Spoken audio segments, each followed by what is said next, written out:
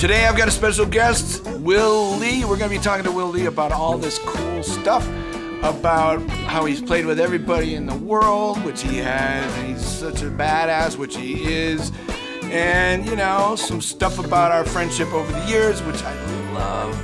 So many cool moments, and we'll get into that in just a second, right, Will? Hey, I hope so. So here we go.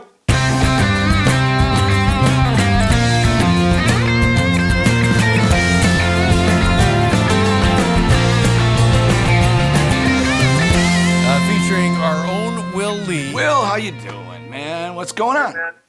Evil beware. Evil beware. So nice to be here. I can see by the white background that you're in a very tropical location. Isn't that something? This couldn't happen anywhere else. It's called lockdown with a view, if you will.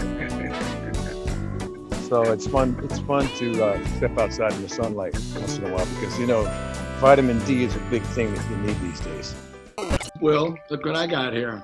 I recognize that. Yes. This is my Paul Schaefer bobblehead given to me by none other than you. Not available in any stores. That's right. That was a gift I did to give to the whole Letterman staff. Everybody thought it came from Paul. Nobody realized it was from me. Oh well.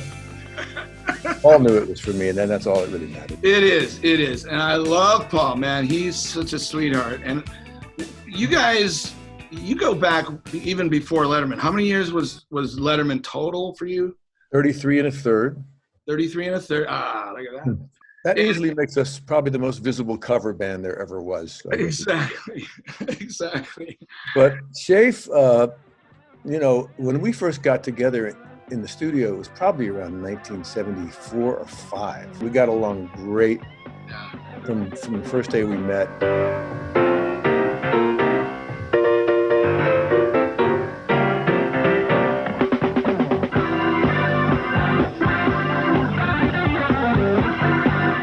We used to double date, you know, with Paul and his now wife, Kathy. And the band was a huge character of the show. It was featured all the time, you know, with Stevie Wonder Stump the Band, all that stuff. Remember that? Yeah, that was fun. Of course I do. Well, that's when you want to have a guy like Paul Schaefer as the band leader because he really does know everything, right? Yeah. Schaefer's one of those guys who's been down, who's paid those dues, right? Yeah. So he could just, you know, uh-oh, she's going into the wrong key. Let me go there, you know. Yeah. So he had that ear. Right. Yeah. That allowed him to be that guy. Yeah.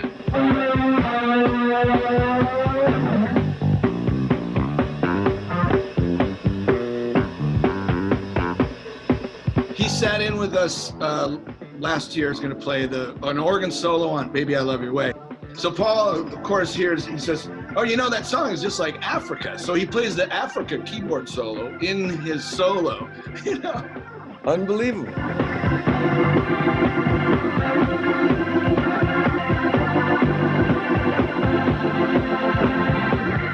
You're one of the few people that I think is equally powerful in many, many different genres. You know, it's not easy to do, you know.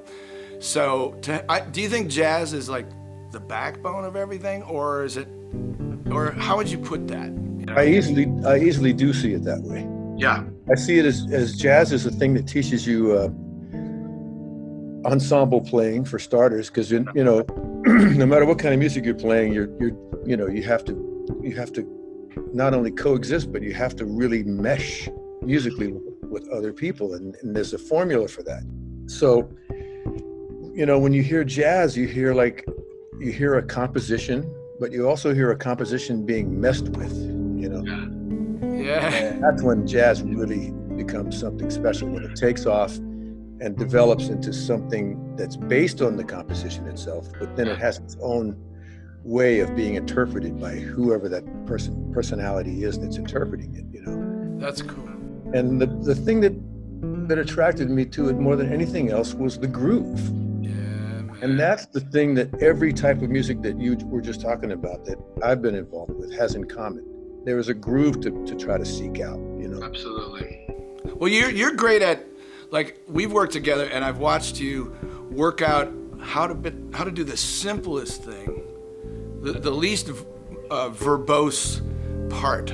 This song needs this little thing, and yeah, but I'm glad. I mean, it's the ultimate compliment for you to say that to me, because that's exactly what I dream of being. Is you know, let's take it all the way to the exact example that I always refer to. I want to be the Ringo of bass players. I'd like to be that guy who is the songwriter's guy. You know, he inserts something when it's needed, and he stays out of the way and just supports the rest of the time. You know, right. that's exactly what Ringo is the absolute master at. And add a swing factor to that, and you have some serious magic.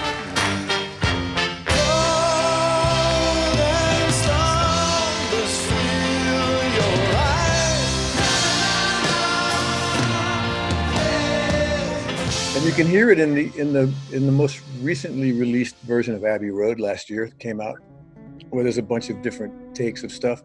And the one thing that I just kept going to is listening to Ringo supply humor, groove, consistency, support, and again, an interesting thing when needed, but most of the time just hanging, making it happen for those cats to hash it out, and with good humor, you know.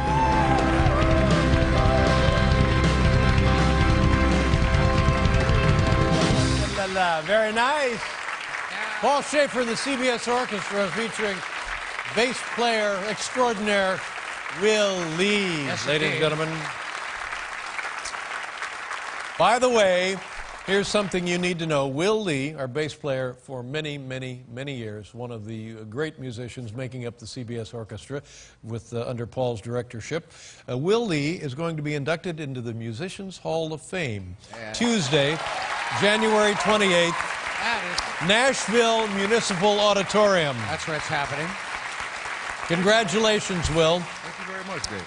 Also being inducted, Peter Frampton, Great. Barbara Mandrell, Stevie Ray Vaughan and Double Trouble, Jimmy Capps, Ben Keith, Buddy Guy. Great. Tremendous. Velma Smith, Corky Casey Odell, Randy Bachman, Turner, Overdrive, yes, and the Guess Who, yeah. Fantastic. Mike Kerb, and Roy Orbison. Our own Will Lee being inducted Will Lee is a great company. into the Musicians Hall of Fame. Very well. Congratulations. Thank you for everything. Will Lee, ladies and gentlemen. You were the one that introduced me to Alan Toussaint. He was such an amazing gentleman. I mean, he was the definition of Southern gentleman, if there ever was. A picture of a guy in the dictionary under that phrase. Yeah. There he was. We got to meet him. We got to work with him, and he just was. First of all, he just loved to play. Yeah. That was his main thing that got him up in the morning. Yeah. He wanted to play under any conditions, almost, you know. Yeah. And he had come up from the Briar Patch, so any conditions weren't going to throw that man. That's right. Yeah. If you get him in a really good situation, like we were very careful to get him, you know, spend the money to get the studio. When I say we, thank you very much. But we had Alan Toussaint, so. I should have given you co-production on the Alan Toussaint performance, because you were very key in saying, listen to what he's doing with his left hand. And it was either Tim or Nico that mixed it, and that was real key to make sure we hear all that's going on. Yeah, he's playing the whole piano. If you give him the whole piano to play, he'll play the whole thing. Oh my God. And then he sat in with us at the bitter end, which was incredible.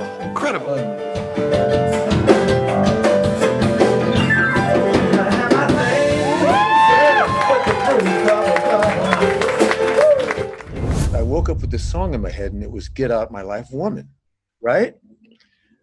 And then I'm singing the song, Sandrine's hearing me, you know, carry on. Get out my life woman, you don't love me no more. And she's going, what do you mean, get out my life? No, that's not you, it's just one of my favorite songs. I thought, man, you know, I can't leave Alan Toussaint out of this. He might want to be in on this, you know? So I called him up and said, when's the next time you're coming to New York? And he said, I'm going to be in town next week. I said, do you want to come over and play on Get Out My Life Woman? He goes, sure. Of course he said that, right? Out of respect, I'm going, okay, now I got to get this together, man. I got to spend some money here and get this studio set up for, you know, I got to find a place with the best piano in town. Yeah. So I call up and I go, what are your parameters? What do you need? And he goes, anything. And I thought, of course he's going to say that. He just wants to play, right? I know, man. He would have played on it. He would have played on this thing, you know? Phone rings, and it's Billy Gibbons. Mm-hmm. And he goes, "Hey, man, I'm in town." I said, "Hey, well, that's great. What are you doing? Hey, wait a minute. Do you want to come over later tonight and sing Get Out My Life Woman with me? I got the engineer coming over." And he goes, "Oh, I got a terrible cold. Yeah, I want to get this on tape before it goes away." What other singer thinks like that? So I call up Sean Felton on the phone. I said, "Hey, man, listen, I don't know what you're doing right now, but can you make me like a 2-bar loop or something of just boom, catch, boom, boom, catch, boom, catch." He goes, "I'm going into a yoga class now, but I'll have it for you in a couple of hours." Yeah. 2 hours later, he remembered the tempo, remembered the notes. He played that groove exactly perfectly, so we could have something to play to that night. Yeah. So we put down some guitar, some bass, and the vocals. Get out my life, woman. I got to climb up to the top.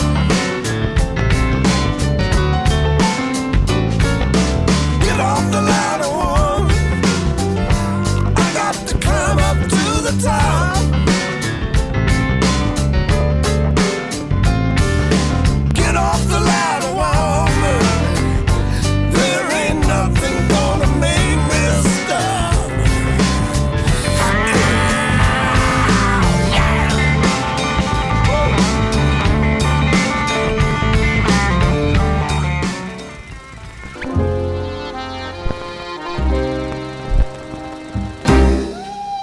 So we were a couple crazy kids that went to Venice.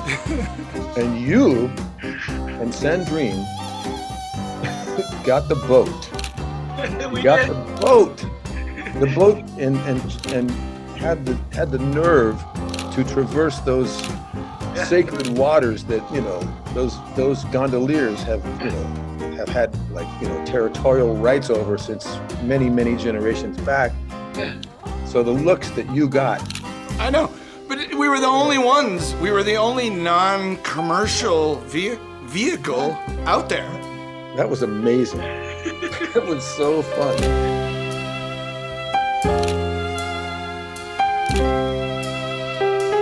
What I loved about you, you just yell, "Hey, motherfucker!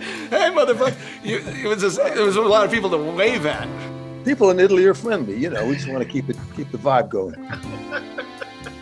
I was driving and I just hear you, "Hey, motherfucker! Hey, motherfucker!" So it became our theme song. Hey, motherfucker! Well, that was the days of the Macarena, right? Yes, it was. So there you go.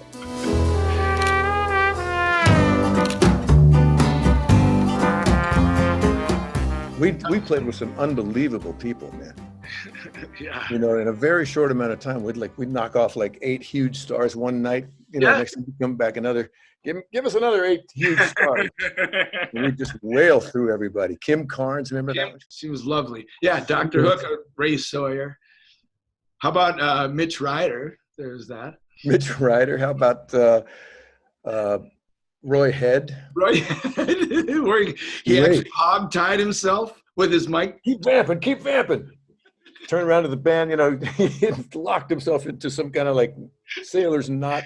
He was spinning the mic around, and then he actually accidentally hog-tied himself. He couldn't get out, you know. That was unbelievable. And he also had that other thing that he did where he would like, he would measure the length of cable that he had on the mic, and he would shoot the mic out and almost hit somebody in the face in the audience. Remember that? Yes. And He people was in the nuts. front were like, "Whoa!" Yeah, it was nuts. That guy was crazy. Drank And all day. He and his wife drank all day long. yeah, they get on the morning bus with all of us, and he'd have a Oh, yeah. screwdriver or maybe 2, you know. Woohoo, you know.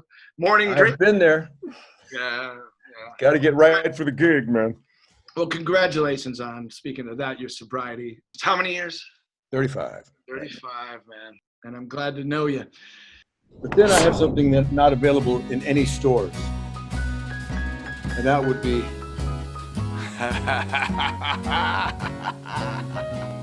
with autographs emblazoned on to each one. When I go to a show, I go, God, I hope they're selling Frisbees. And boy, you must be disappointed every time. Every time. I've been disappointing all this time until now. Well, now you have to attend the show and leave your disappointments at home. Here's my repertoire of what I play now. I play this. I used to play bass and guitar and drums.